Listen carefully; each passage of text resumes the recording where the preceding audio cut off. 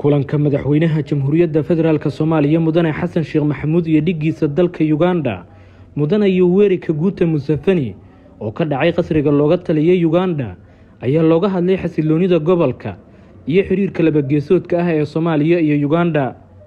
Madaxweyne Xasan Sheekh Maxamuud ayaa la wadaagay dhigiisa Uganda halganka wadajirka ah ee shacabka iyo dawladda Soomaaliyeed isaga dulqaadayaan argagixisada Al-Shabaab ee caqabada ku ah horumarka xasiloonida iyo nabadda dhammaan dalalka gobolka, isaga oo ku bogaadiyay dawladda Uganda doorkeeda lama ilaawaan ee dagaalka argagixisada.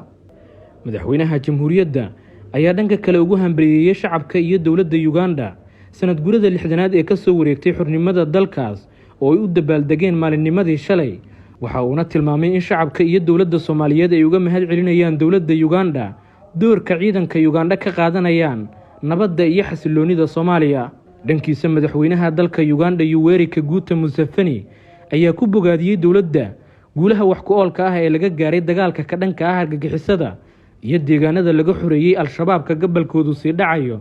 isaga oo carabka ku adkeeyay sida dawladda Uganda ay u garab taagan tahay shacabka iyo dawladda Soomaaliyeed, isla markaana ay diyaar u tahay inay door weyn ka qaadato ilaalinta nabadda iyo dib u dhiska dawladnimada Soomaaliya. sidoo kale madaxweyne Museveni ayaa uga mahad celiyay madaxweynaha jamhuuriyadda iyo wafdigiisa ka qaybgalka munaasabadda 6aad ee xornimada dalkaas, isaga oo tilmaamay in Soomaaliya ay lafdhabar u ahayd dalalkii qaybta ka qaatay halgankii dadka Uganda ay kaga xoreeyeen gumeystihii muddada soo maamulayay. wafdiga madaxweynaha jamhuuriyadda federaalka Soomaaliya mudane Xasan Sheekh Maxamuud ee booqashada labada maalin qaadatay ku tagay dalka Uganda ayaana galabtii dib ugu soo laabtay dalka.